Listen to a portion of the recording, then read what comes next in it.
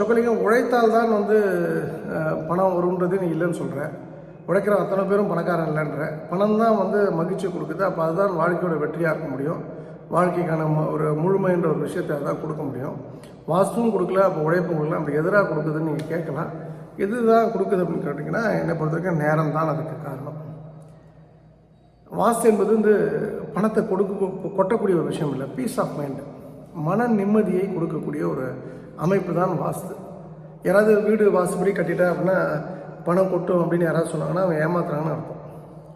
மன நிம்மதியையும் மன நிறைவையும் மன மகிழ்ச்சியும் கொடுக்கக்கூடிய ஒரு விஷயம் வாஸ்து. அதையும் யாரெல்லாம் வச்சு பண்ணிங்க. அவன் வந்து உங்களுக்கு சொல்லக்கூடியவனுக்கு வந்து சக்ஸஸ் அப்படின்றத அவன் அனுபவிச்சிருக்கணும். அவன் கையில் மோதிரம் போட்டக்கூடாது, அவன் வந்து பிராமின் ஸ்லாங் பேசக்கூடாது. அப்புறம் வந்து இதெல்லாம் வந்து சீட்டிங்க. அதாவது அவால் இவால் நன்னா ஆற்றுல ஜலம் அப்படின்னு சொன்னால் பிராமணன் பொய் சொல்ல மாட்டான். அவன் பிராமணனானே தெரியாது நமக்கு. பிராமணன்னா பொய் சொல்ல மாட்டான்ற ஒரு ஃபீலோட நம்ம ஆட்கள் நீக்கம் இருக்காங்க. அந்த பிராமணன் வேறு, இப்போ இருக்கக்கூடிய ஜோதிடர் பிராமணர்கள் வேறு. ஸோ இதெல்லாம் நீங்கள் கொஞ்சம் கவனத்தில் வச்சுங்க. முதல்ல அவனுக்கு இருக்கா வீடு, அவனுக்கு இதை வச்சு தானே சோறு, அவன் வந்து பச்சைக்கல் மோதிரம் போட்டுக்கணும், சிவப்புகள் போட்டுக்கணும், மஞ்சள் போட்டுக்கணும்னு நீங்கள் பாருங்கள். அவன் ஃபினான்ஷியலாக நல்லா இருக்கான்னு பாருங்கள். அவனுக்கு கல்யாணம் ஆகிடுச்சா, அவனுக்கு குழந்தை இருக்கான்னு பாருங்கள். அதுக்கப்புறம் நமக்கு சொல்லலாம். நீங்கள் இதை பண்ணுங்கள், உடனே கல்யாணம் ஆகிடுனா உனக்கு கல்யாணம் ஆகிடுச்சு ஏன்னு அது இல்லைங்க அது வேறங்க அப்படி சொன்னான்னா அப்போ அவன் நம்ம ஏமாத்திரம் தானே இருக்க முடியும். ஸோ அந்த வாஸ்து என்பது வந்து இது போல் 4 பேரை கூப்பிட்டு பார்க்கறது கிடையாது. அது வந்து இயற்கையாக நடக்கணும். இப்போ நான் வந்து ட்ராவல் பண்ணியிருக்கேன். 2005 வரைக்குமே, 2003 தான் சொந்த வீடு வாங்குறேன். 2005 வரைக்குமே எனக்கு வந்து பர்ஃபெக்டான வீடு கிடையாது, படுமோசமான வீடு. உயிரோடு தானே இருந்தோம். 2005க்கு அப்புறம் தானே நம்ம லைஃப் ரீஸ்டார்ட் ஆனது. 2009க்கு அப்புறம் தானே அது சூப்பர் டூப்பர் ஹிட் ஆனது. அப்படின்னும்போது அந்த நேரம் எப்படி வந்ததுன்னு தான் விஷயம். அப்போ எனக்கு வந்து அதே வீடு தான் 2003 எனக்கு நடக்கலை. 2005 பக்கத்து வீடு வாங்கும்போது 2005 மாற்றம் வருது. ஆனால் பெரிய மாற்றம் என்பது 2009. 4 வருஷம் அந்த வீட்டில் தான் இருக்கேன். அது வந்து போகிறோம் வரோம், செலவு வரவு எப்படியே போயிட்டு இருந்த இடத்துல 2009 ஒரு பெரிய ஒரு ஜம்புக்கு போகிறேன். அது எப்படி நடந்தது, அந்த இடத்துல என்ன நடந்தது அப்படின்றதான் கவனிக்கணும். மேபி அதை வீடை இடிக்கிறேன், மாத்திரம்னு ஒரு மாற்றம் வருது 2009. You mark my words. 2005 வாஸ்துக்காக ஒரு வீடை விற்கிறேன், வாஸ்துக்காக ஒரு வீடை வாங்குகிறேன். ஆனால் 2009 வரைக்கும் அது நடக்கலை. அப்போ 2009 அது நடந்ததுன்னா அந்த இடத்துல அப்போ ஏதோ ஒரு விஷயத்தை நான் பண்ண ஆரம்பிச்சிருக்கேன். அப்போது நான் வந்து அந்த இடத்துல பண்ணது ஆண்டாலே ரொம்ப நெக்குருகி நெருங்கி போனேன். 2010 தான் வந்து ஆண்டாளுக்காக டிவோட் பண்ணது. நீங்கள் பார்த்தீங்கன்னா 2010 தான் ஸ்ரீவில்லிபுத்தூர் ஆண்டாள் கோயில் தங்க விமான திருப்பணி டெக்னிக்கலாக ஆரம்பிக்கப்பட்டது. டெக்னிக்கலாக 2010 தான் வந்து நான் அனௌன்ஸ் பண்ணுறேன். நான் டிவிக்கு போன ஒரு சில மாதங்களில் தான் வந்து ஆண்டாள்ன்ற ஒரு விஷயத்தை நான் வந்து அனௌன்ஸ் பண்ணுறேன்.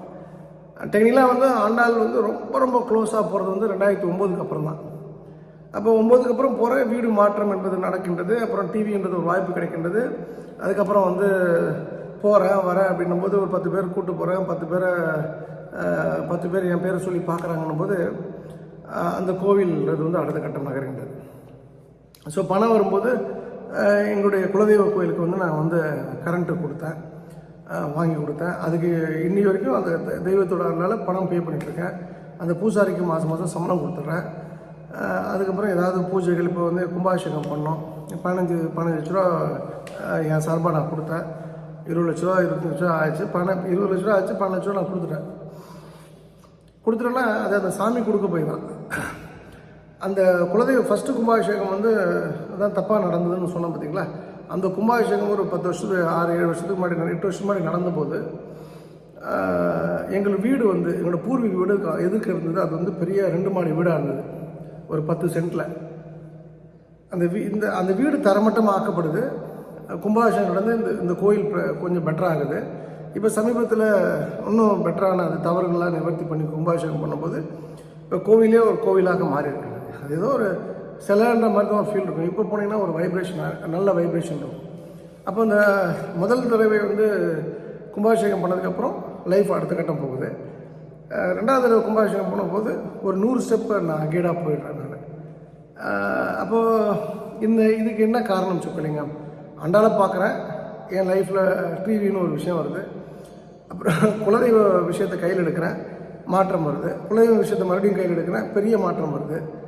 அப்போ குலதெய்வத்தை கையில் வச்சு எடுத்தனாலேயோ ஆண்டாள் எடுத்தனால தான் மாற்றமானால் அதுதான் நேரம் என்பது.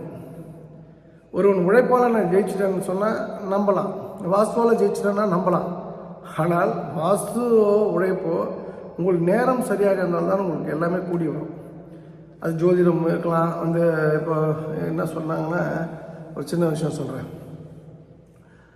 நீங்கள் எந்த ஜோதிடரை பார்த்தாலும் நீங்கள் வந்து வாகனத்தில் கேர்ஃபுல்லாக போங்க, கூட்டு தொழில் வேண்டாம், ஜாமீன் கையெழுத்து போடாதீங்க. இது வந்து ரொட்டீனான விஷயம், எல்லாருக்குமே பொருந்தும். அது இது ஜோதிடம் அல்ல.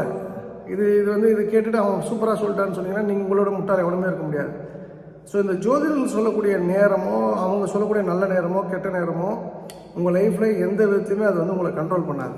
உங்களை கண்ட்ரோல் பண்ணக்கூடியது நீங்கள் செய்யக்கூடிய நல்ல விஷயங்கள் தான், நீங்கள் செய்யக்கூடிய கெட்ட விஷயங்கள் தான் உங்களை கண்ட்ரோல் பண்ணும். இப்போ நான் வந்து